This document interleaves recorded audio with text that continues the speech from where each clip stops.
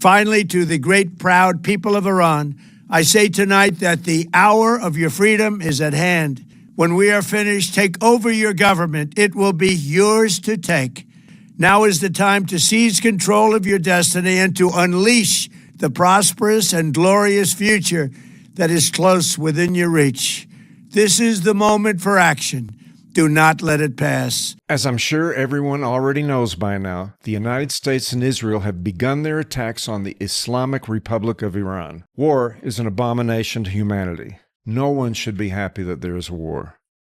Having said that, it is still my belief that the regime in Iran had to be dealt with and that their reign is quickly coming to an end.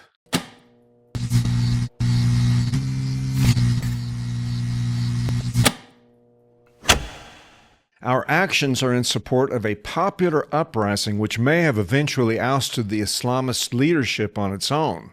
But it most likely would have come at the terrible cost of the deaths of hundreds of thousands of its citizens. Since December, the IRGC has killed 30,000 protesters in the streets, along with the executions of political prisoners that they carry out on a daily basis. There is no point in me trying to keep up with the progress in the war. By the time I finish saying this sentence, there will be more news. I can tell you now that the death of Ayatollah Ali Khamenei has been confirmed, possibly along with dozens of Iran's top military leaders. Another interesting development is that the IRGC has attacked civilian areas in many of the neighboring countries, including the United Arab Emirates, Bahrain, Kuwait, and Saudi Arabia. The Saudis have issued a statement condemning the attacks and declaring full solidarity with its neighbors against the Iranian assaults. The attacks on its neighbors are notable because it's hard to understand what those actions would accomplish. Saudi Arabia had made categorical assurances that they would not allow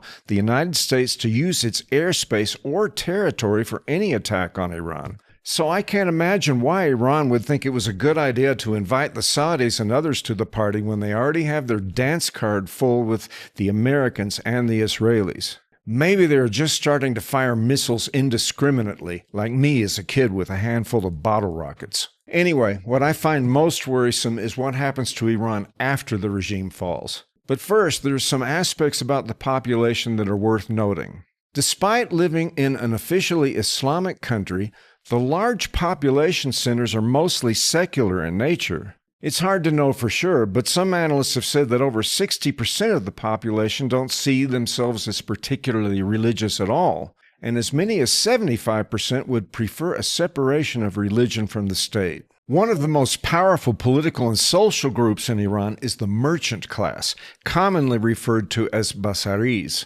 The Basaris aren't just shopkeepers. They include the entire network of artisans, wholesalers, and bankers that make up the business class in Iran. After the IRGC, which is the military-industrial complex in Iran, the Basaris are the most influential force in the country.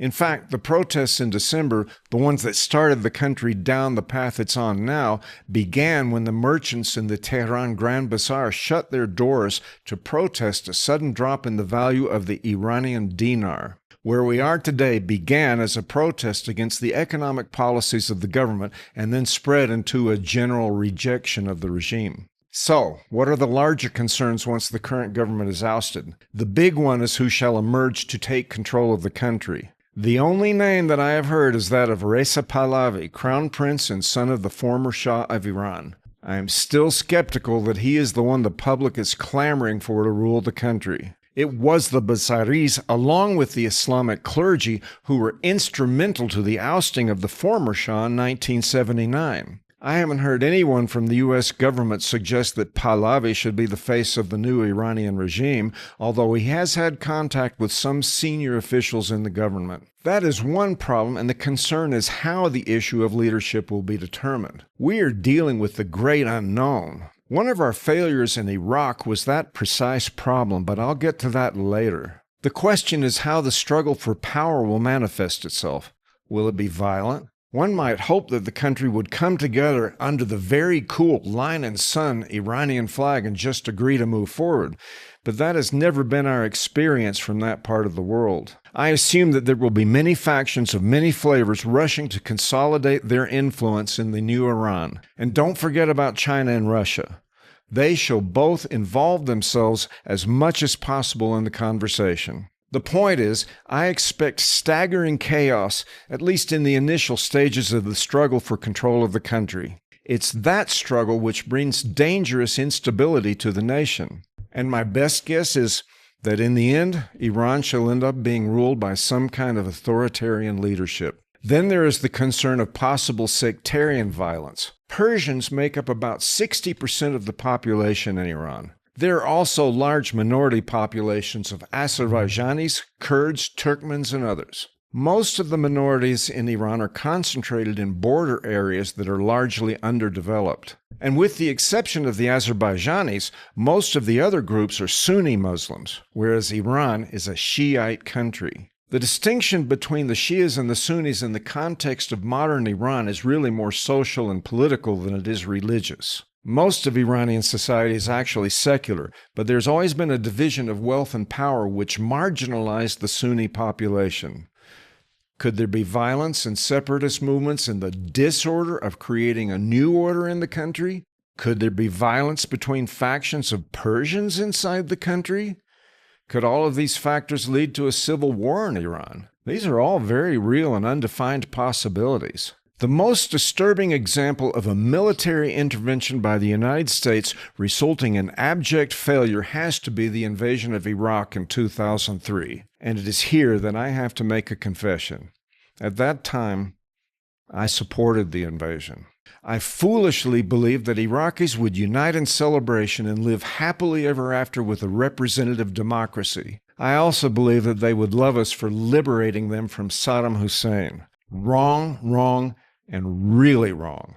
I foolishly assumed that our CIA had a better handle on those issues than they actually did. I also remember reports of huge caches of explosive that were left unguarded and unsecured and which were later stolen by insurgent groups. Some of that material was later used to create improvised explosive devices which were used to kill thousands of U.S. and coalition soldiers in the following years. Since the justification for invading Iraq in the first place was the alleged existence of weapons of mass destruction, I couldn't understand how we could just leave hundreds of tons of explosive material completely unguarded. The military victory over the Iraqi forces was over in a matter of weeks, but the stunning incompetence and short-sightedness of our effort has left scars over the Middle East and the world that sting to this day. It is likely that the destabilization of Iraq is one of the principal reasons Iran was able to impose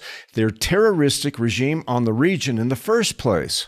Before the fall of Saddam, Iraq and Iran devoted all of their militaristic aggressions against each other. There are some very important distinctions to be made between the situation in Iraq and what we are dealing with today in Iran. First of all, our attacks were done in support of a popular uprising. Iranians all over the world are now celebrating the death of the Ayatollah. It wouldn't be unreasonable to assume that anti-regime factions would at least be grateful to those that caused his demise. Another important difference is that U.S. forces will not be occupying Iran. That possibility has been specifically taken off the table by Trump. But despite those important differences, it doesn't sanitize the bad experience we've had in Iraq and other places where we have injected ourselves in the business of regime change. These are essentially the same risks we're taking in Iran today. For now, all I can do is offer my prayers to our military and to the people in Iran. My prayers are for peace and stability for those in Iran and elsewhere who have suffered as a result of the Islamist rule which has terrorized that part of the world and that has consistently threatened the whole of Western civilization. Thanks for watching. This is Pablo El Molinero.